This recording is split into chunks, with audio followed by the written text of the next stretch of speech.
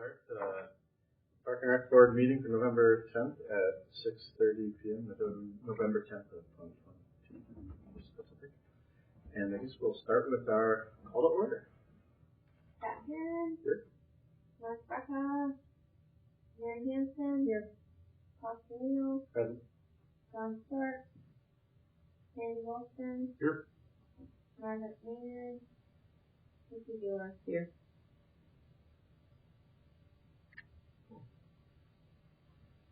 With the five here, we can look at the minutes and make a motion to accept those October 15th, 2019 minutes. And then just relook at them.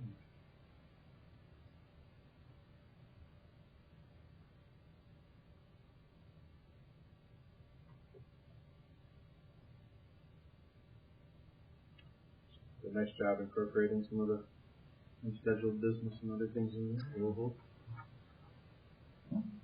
Anybody want to make a motion to approve the minute? I'll make the motion. I'll second. Is there any discussion before we vote? Any other changes? Let's take a vote. I guess all that approve them, you can raise your hand and say aye. Aye. Aye. I wasn't here, so I can't vote. You want to abstain? Yeah. Okay. Just because I don't even know what was said. Yeah. Fair enough. That makes sense. Yeah. And that's still passing, so it doesn't.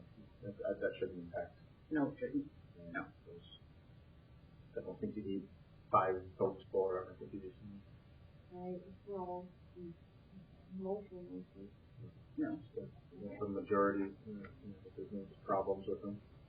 I've abstained before too. Okay. Are there any public comments not related to the agenda? I don't see much of a public other than the Mason Girls in the back. Unless somebody's online. Oh yeah. Is there any? No, we are just recording. Oh. We're not online. Okay. How are our fans doing? We can have an autograph session later. Okay. I'm not ready to do a Facebook Live for these ever, so. So no public comments related to the agenda. Is that still correct? No communications? Yes. Well, it looks like our general business starts with Spark Grant. And is that something that, Josh, you were going to? Yeah. Yep. So the Spark Grant is a grant that's upwards of $1 million that we are looking to use for the depot project. The depot project is just a little bit over $1 million. But what we need from you guys is a recommendation to the commission to pursue the Spark Grant to be used for depot project.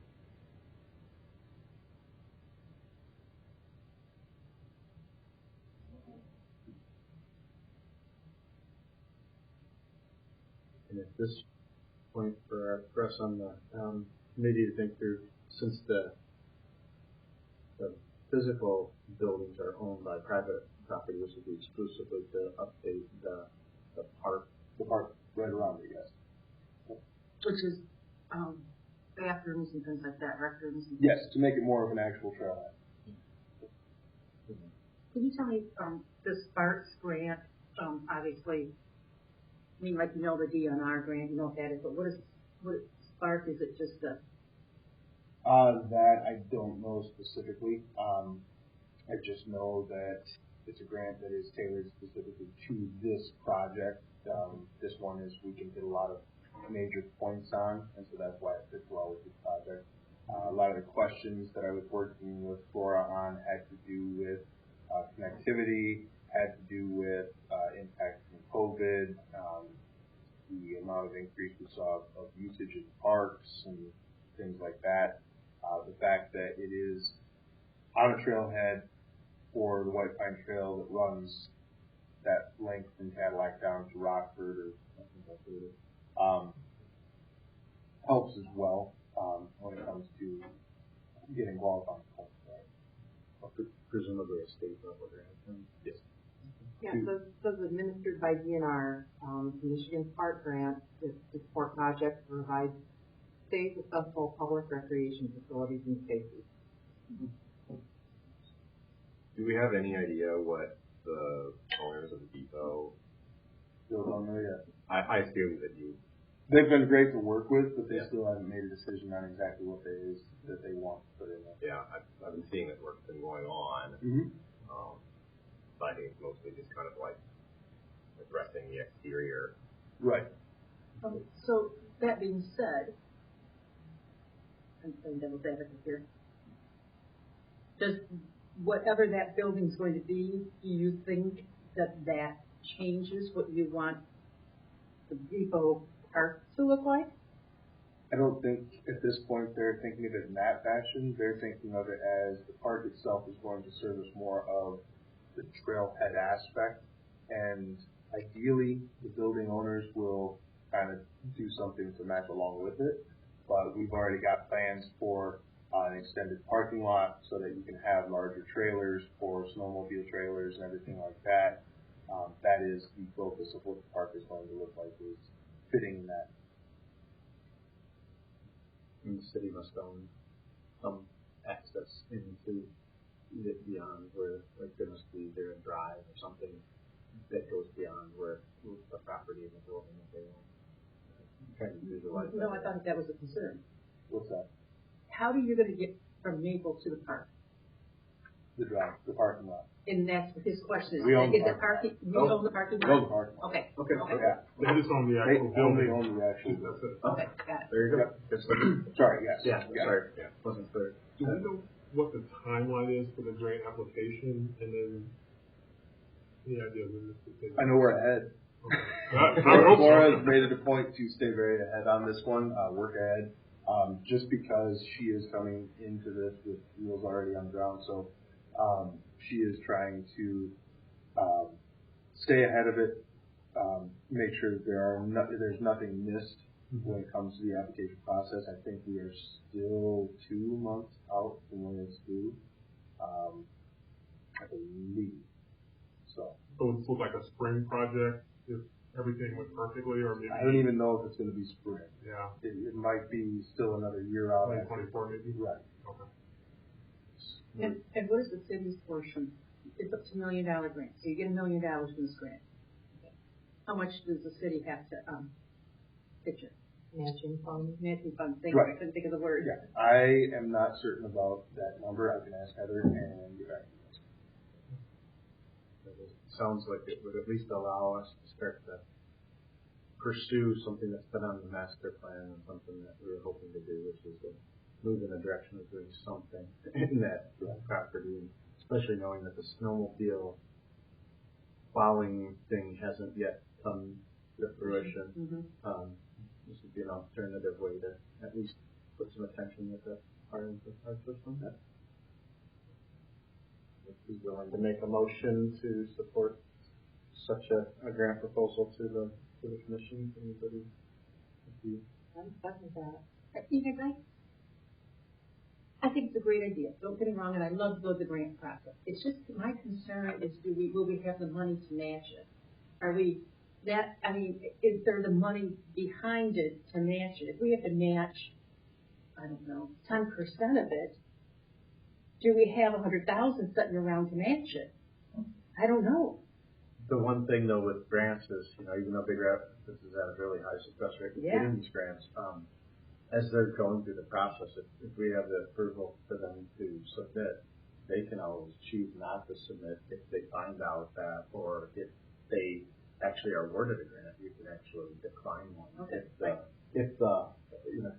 dealt with enough grants too that, like, you could actually say the expectations on us as the awardee are something that we can now meet the costs kind of go astronomical for whether it be asphalt or some other thing, and that sometimes does happen. Okay. So I think the Big Rapids would have flexibility. I don't think that they're financially locked into it at this point.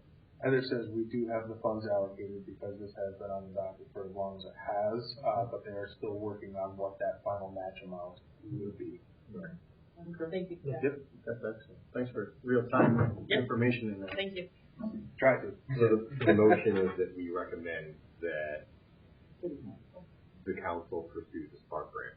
Correct. And that's the second. Specifically, that will put in a grant on behalf of the city, basically. Right. Yeah, is there any other discussion about that? Yep. You okay to take a vote then on that? All in favor of supporting this motion, say aye. Aye. Anybody opposed? Any abstention? Okay, so we can't have Sparky or Mark or anybody. Okay, so that's wonderful to have that opportunity. Send our appreciation to her. Yeah. The next one, I'm going to keep it short and sweet and let you guys ask all the questions you want.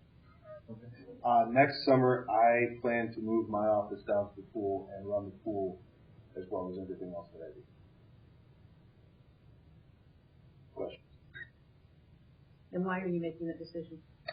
Because over the last couple of years, there have been some issues that I have noticed don't tend to arise when I'm around, and I find myself down there more often than not, instead of tending to other things.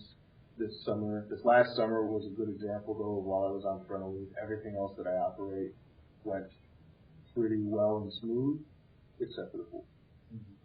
And so this is one that I want to be more hands-on with, to take care of and make sure that it runs more the way we want it to run, while nothing else slips. So you're going to be able to handle it back with everything else? Yeah. Okay. All right, I just worry about stress and family and work balance, so. We'll have to bring the kids to the pool. That's fine. That's fine. And there's room there for you to kind of have office space. Oh, yeah. There's nothing. Is the chair comfortable? No. It's like, maybe you should bring the chair. Bring a chair down. They should get rid of the metal desk too, so you know, right? That'd be Metal pretty desk nice. still there. Yeah, metal desk still there, wood desk still there. Yeah. Yeah, so there's going to be Yeah. And thank you for thinking about that. Just to the public, those of us that used it, the pool season ran really well. The staff were really friendly. We didn't see any glitches or concerns. But I know that when you're dealing with it from a staffing and employment and maintenance and costs, I'm sure there's things that the public doesn't know, but really have your ability to offer that. And Is it something that you're looking forward to, or Yeah. Good? I mean, I grew up working at the pool. I've always enjoyed the pool. It'll give me the opportunity to be down there more frequently and not have to just be checking in or getting phone calls. I can just actually be there handling it. Yeah. And most of the other stuff will take care of itself. And I can still break away from the pool and pop over and take care of other things as well. I've got enough returning staff coming back that I can leave in charge for a short time while I run away and take care of things. So, That sounds like a really good plan. So the two adults working together that two adult thing didn't work? it created a situation we've never had before. We thought we'd try it. We thought it would work pretty well. Right, you have to try something, yeah. Yeah. And it turned into one was a best friend to staff, and the other did the majority of the work and was not liked by staff. So we had that battle, and then there was confusion about what was expected from who, and it just created some issues that I was made aware of through the season as well as then specifically at the end of the season. And I said, that's enough. I just come down here and run myself. We're actually experiencing some of the same things in County Park, and we're moving to that same model. We're going to have managers out in the park to see their offices are going to be. Workforce is a very different workforce right now. It People's is. expectations are, and thank you for doing stuff up. And that would basically be June, July, and August. For the most part, yeah. But, Yeah. So still got plenty of other months to do the work in the warm building. Yeah. Okay. Josh, I saw in the minutes too that you're going to try to get the full committee together to try to figure out how to keep it open longer. Yeah, so see, because, and it's still a work in progress with Ferris, they are not planning on running any swim lessons. So, in communications I've had with Justin, now that it's been talked about early, he's already been telling his staff, plan to stick around next summer if you need to, want to, whatever. You have a job. Even if we're not doing something, you have a job at the community pool, which with them not doing lessons at all, They're not doing it at all year long. Okay, yeah, so that holds. that leads us to what was brought up this last year, and we've all kind of talked about previously about doing swim lessons differently. Yeah. Doing something and offering something in the evenings. Or Saturdays. Right. Which would require Or Saturdays. more staff strength. Because right now, swim lessons are all hands on deck as it is in the morning. So more staff would need to be available to offer more or different type of lessons as well. So right now, that is, the plan is to continue to pursue that, working with them and doing that. With their staff. Yes. So it's, you want the pool committee, I know a couple of us are on it, to look at, you want to get together and try to figure out, just throw ideas around for that, or what do you want to do? I didn't. Yeah, no, I'm game for our committee meeting here in the next, whether it's this next month, which, I mean, the board does not meet in December, but if the committee would like to meet in December, or if we want to meet after the first of the year, I'm absolutely game for that. To Well, hear. the reason I'm asking is that I know some of those, what do I want to say? The schedule and the prices, that all that has got to go to the city commission meeting before it can go out to everybody. And we're going to get to the point where April, Right. May is going to come really fast. Right. So I don't know if anybody else wants from the pool committee, but I would prefer to try to get together in December if we could. That's fine with me. Yeah. And I think we have our list somewhere Yeah. here, who else on that committee. Yep. Yeah. Mark, and then actually, I think Deb Chipman was on that. Yep. With her being gone, they'll be replacing her after the new year. They're going to pursue getting someone else to fill that seat, see if anybody else in the community is interested. And so at that point, we can see if they'd be interested in serving on the pool. We can. But I think if we could meet, the three of us or four of us could meet before that, just to start brainstorming. Yep. And at the meeting last month, one of the things I think I brought to the discussion after Josh's really good report was that I even as a person who was using the pool intentionally reached out to both the supervisor and other lifeguards to get a gauge of whether they thought they could keep the pool, running longer. And they were all 1 week very confident, 2 weeks starts to get questionable, not so certain. Well, it depends too, because if you've got the Ferris students, they're not leaving, they're here. Correct. And that's So the big factor that that would- allows us to do another 2 weeks of staying open is if they're still here, we can use them and stay open longer. If we don't have them, that's when we struggle because we start losing a lot of the high schoolers to their sports and fall activities and they're at camps and everything, so it's really difficult to staff the pool at that time. But if Ferris is available, then yeah. Right, the other thing that we would have an option on, again, we can sit down and blue sky, that's all we want, but, is starting earlier. Because I know that we have school going on, elementary, but we could start the pool opening at 3:30 or 4 o'clock and go like 4 to 8. So you might be able to start night swimming lessons earlier. Or at least by about a week, because generally that first week is training all the staff and registration, whereas if we can knock out the training in those afternoons and get everyone acclimated so that first week is we're open in registration, I mean, that even just starts us up a little bit sooner. But again, also having Ferris available, they're out sooner, they're possibly able to help us as well get it up and running earlier. Yeah. It just opens up a lot of possibilities if they're available to work for. Will we know their workforce like in January? Will they be able to commit for the summer, do you think? It'll probably be closer to March that I'll get a final actual answer from them as to who's going to stick around and work. I mean, they were figuring out their staffing for even this semester after we had already started water aerobics, so they're still sorting that out because they don't have a pool director specifically.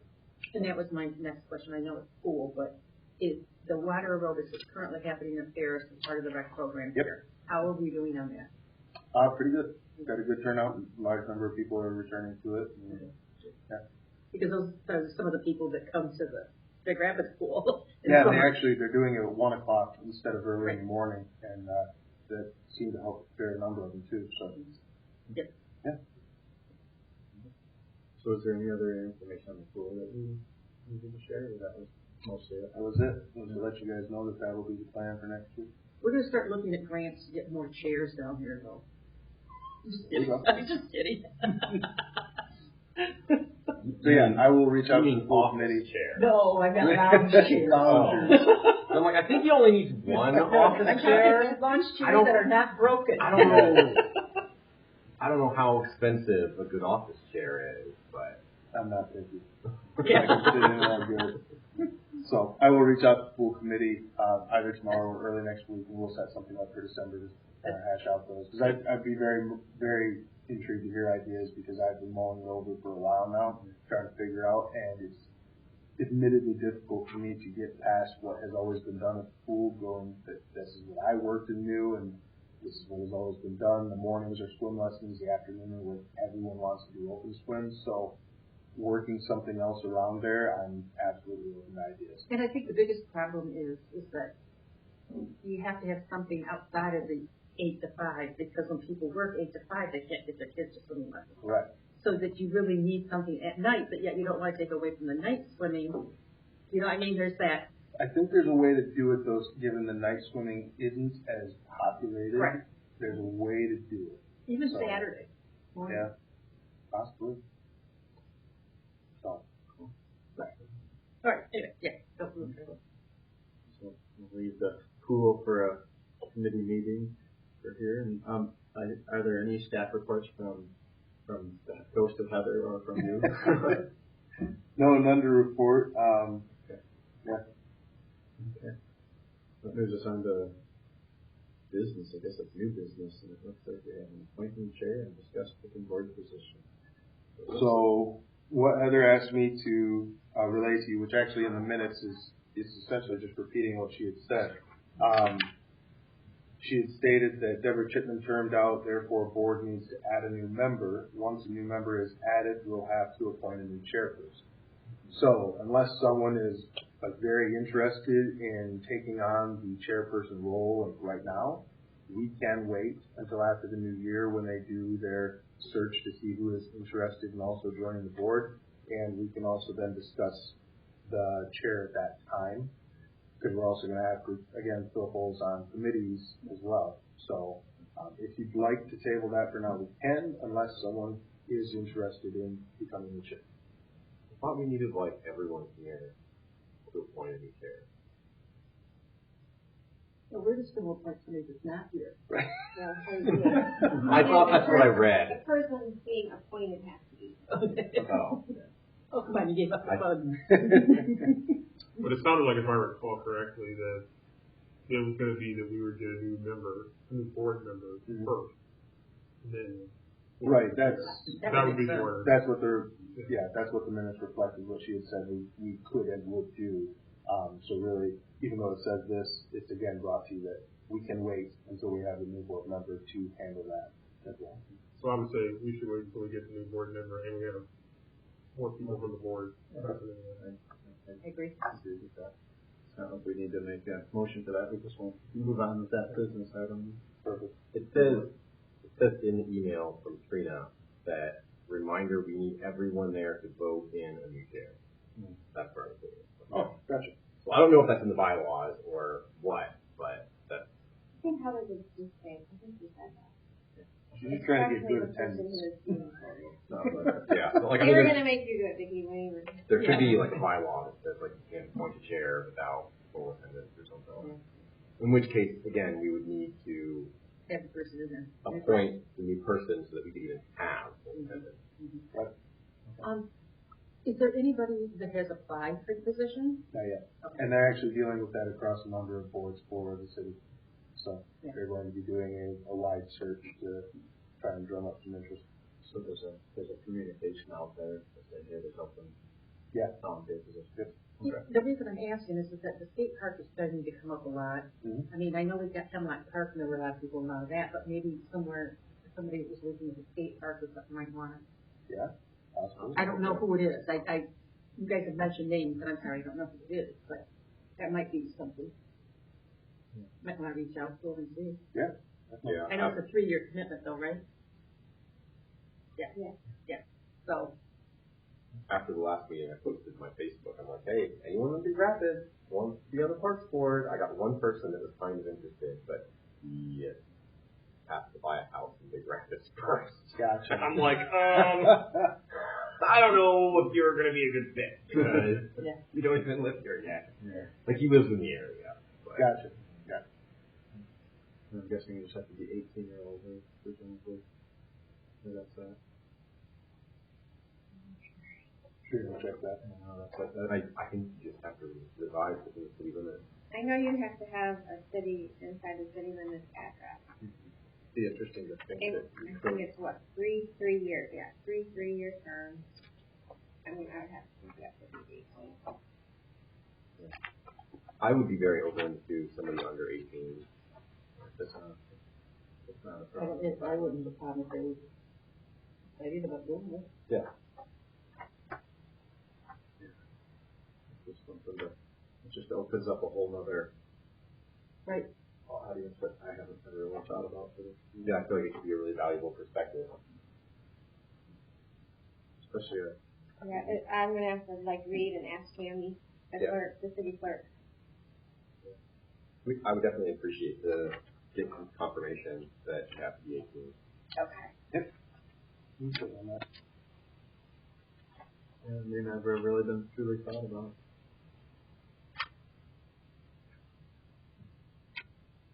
Let's see, specific age language.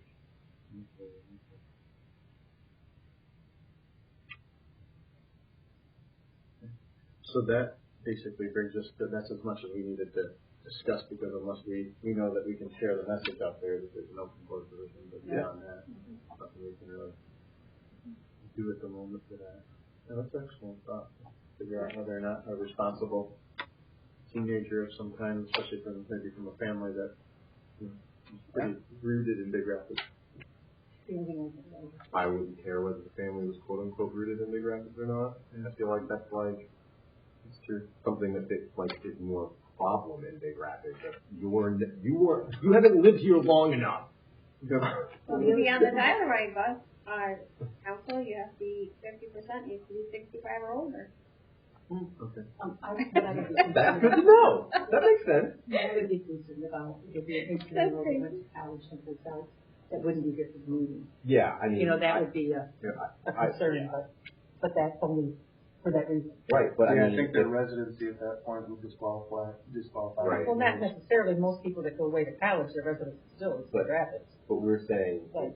if somebody did not have to be 18, so they could be 15 Right. But and run and For serve 3 for 3 years, right? I mean, which, I know it sounds young, but, at the same time, if they're using the parks with their friends,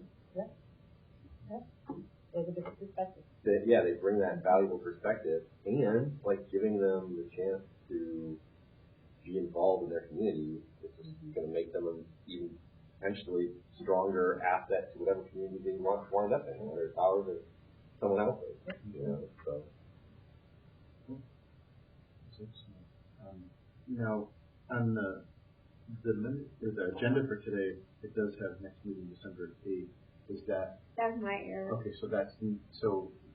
If we want to meet as a full committee then, or some other time we can do that, but the full group doesn't meet. Correct. We don't meet again until January 12th. Yes. Yep. That was looking back at last year, we met in December. I was like, even Heather said we didn't then, but we were doing the 5-year plan, and we had to get that done by a certain time. Had to have that done by a certain time, so we still met in December, but yes, we generally do not meet in December, and given we don't have anything pressing at this time, we can meet January 12th. So we have until January 12th to drum up Interest. some new. Well, then you gotta go through the city commission too, though. Yeah. So We they have to gotta, drum up the new candidates. but get to do the city commission. The city commission's gotta approve them. Yeah, I'm saying we have until then to at least At least to bring get somebody, candidates I don't know when forward. the city commission meets, but yeah. And there is the Veterans Parade month. If there is a Veterans Day parade, come on. Yeah, 11 o'clock, right? Yep. And I'm sure Mr. Freckle will be involved with that, and I know a lot of kids from the schools will be joining in that. And That park looks wonderful, and all the other parks have been amazing. Is there any unscheduled business that anybody from the board would like to bring? Only the January 12th, I'll be on the radio doing Paris Fest. So, All right. I'll be with you here. You want to zoom in while you're doing that?